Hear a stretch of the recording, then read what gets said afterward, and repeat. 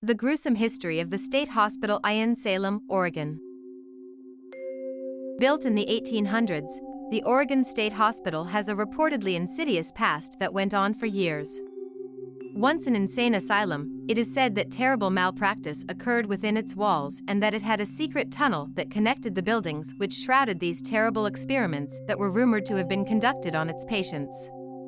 Today, part of the hospital has been preserved as a museum, and even now visitors to the hospital claim to have experienced paranormal activity, where they feel as if they are being watched while on the premises. The history of the Oregon State Hospital. Located in Salem, Oregon, many of the original parts of the state hospital still remain in use, while other parts are closed off due to severe disrepair. A new wing was constructed in 2011 where most of the patient care takes place now. The grounds look fairly inviting from the outside. There is unfortunately very little indication of the kind of horrors that took place within. When the facility was originally built, it was intended to serve all patients, but it soon became overcrowded, and due to this, it became a more specialized facility that served the criminally insane and the mentally handicapped. Visitors are free to tour the campus as well as the interior of the hospital, where they learn that an estimated 2/3 of the population was found to be both mentally insane and found guilty of a crime. Although these days, the original hospital and asylum are no longer taking patients, the Oregon State Hospital is still in business, but now mostly as a museum, perhaps as a monument to the way we used to treat those who had mental turmoil or abnormal conditions. Taking a tour of the hospital provides those interested with a fairly accurate perspective at the people who were once housed there, as well as the insanity that they actually endured at the hands of doctors who did not have their patients' best interests at heart. The hospital was built in 1883, and for only having existed for almost a century and a half, the building has a lot of stories to tell. Like any old-fashioned asylum, patients fell victim to things that would never be acceptable by today's medical practice standards. Over the years that these terrible experiments, abuse, and torture felt at the hands of both staff and fellow patients, it's estimated that hundreds if not thousands of patients died within the asylum. It's not incredibly surprising that it has the reputation of housing so many tortured souls. If you take a tour of the facilities, you'll find the museum is certain to educate people on the terrifying experiences that patients lived through in their time within the hospital. Exhibits fill the halls that were once filled with patients, and the location was made popular when it was used as the filming location for One Flew Over the Cuckoo's Nest. Surprisingly, it functions still as the state's sole psychiatric hospital. Within the exhibits, visitors can see the entire overview of how procedures for treating mentally ill patients has changed over the years, from its opening in the late 1800s to the present day. Even though the rooms were all remodeled, there lingers an intensely creepy presence throughout the museum. The unfortunate incident of 1942. One of the more ghastly stories that haunt the walls of this old facility happened in 1942, when 47 people were killed and hundreds more were struck incredibly ill after they were served their daily breakfast. The real story. Nearly 80 years ago now, on November 18, 1942, a terrifying scene unfolded at the Oregon State Hospital. What began like any other day ended in tragedy and confusion. After being served an enticing breakfast of scrambled eggs, patients began to die left and right. They presented with illness by vomiting blood and writhing on the floor in agony. Some patients died in minutes, others succumbed to this mysterious terror hours later. The death toll ended at 47 lives having been lost. In the official report, 263 patients fell ill, but the newspapers that ran the story reported that over 400 patients had contracted this unknown illness. At first, there was a fear of sabotage. Governor Charles A.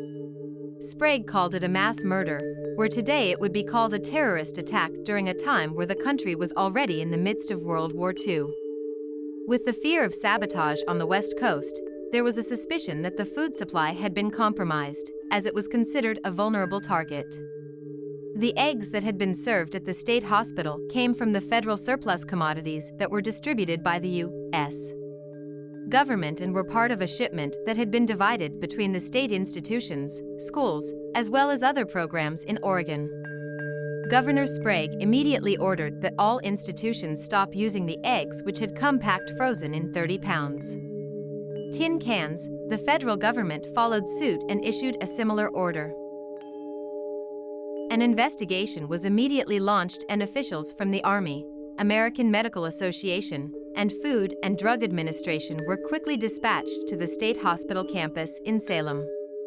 Considering the patient occupancy of the hospital was estimated to have been around 2,700 at the time, which is more than 5 times the amount that it treats today, it was exactly the reaction that we would hope to see.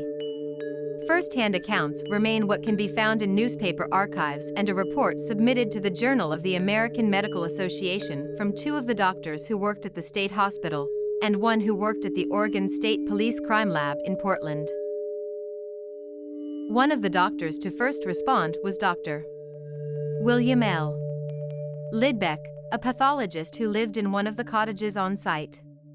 What he found was a horror show. Patients were experiencing abdominal cramping and severe nausea, which turned into them vomiting blood, having seizures, struggling to breathe, and even some experiencing paralysis. Lidbeck had deduced that they had ingested a virulent poison and believed those who died the quickest had eaten the most of the poisoned eggs, whereas others would have had their death prolonged for hours. The night ended with a full morgue, chapel, and a hallway lined with bodies.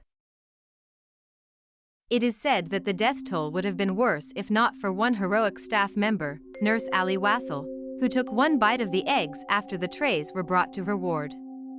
She immediately noticed the taste wasn't right, so she refused to serve them to any of her patients.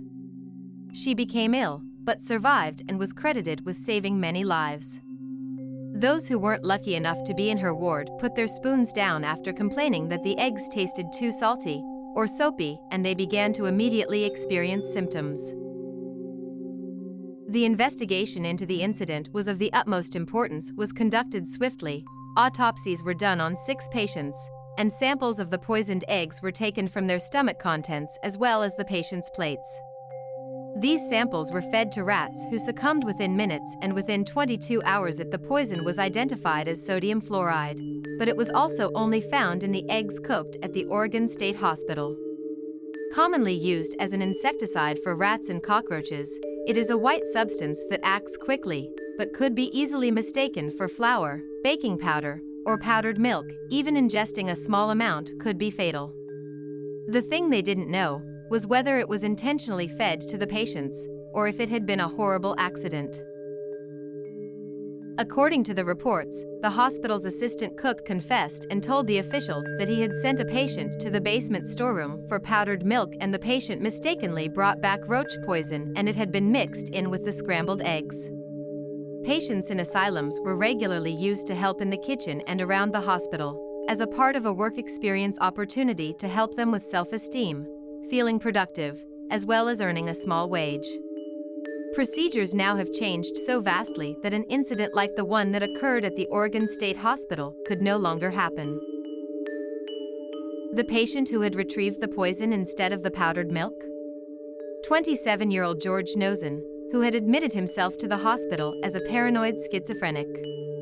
Nosen had been assigned to kitchen detail, washing dishes, cleaning floors, preparing for lines of other patients, and the kitchen was seriously understaffed.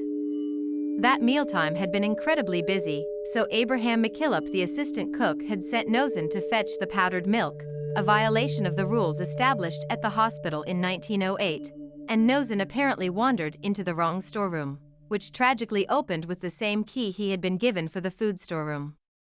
The storeroom with the poisons and the storeroom with the food were only 11 feet apart, and it was ruled to have been a tragic accident. While terrible, it did bring about some necessary changes to the way the hospital conducted its safety practices, as well as the labeling is done by the Food and Drug Administration. The tortured souls that haunt the ground. What remains within the walls of the Oregon State Hospital, including the intimidating and creepy underground tunnels, has created an environment where those who have investigated have felt an overwhelming sense of evil. The brave souls who willingly explore the tunnels and other areas of this haunted asylum are undeterred by the stories about patients allegedly being transported in the tunnels below the facility, or the evidence that suggests they were used for immoral, unethical, and barbaric medical experiments. This all took place so deep underground that their screams could not be heard. Phantom footsteps, doors opening and closing on their own, screams, and cries from former patients can all be experienced at the Oregon State Hospital. A lot of the unrest that can be found here can also probably be attributed to the controversy of the hospital staff having lost over 1,500 cans of patients' cremated remains.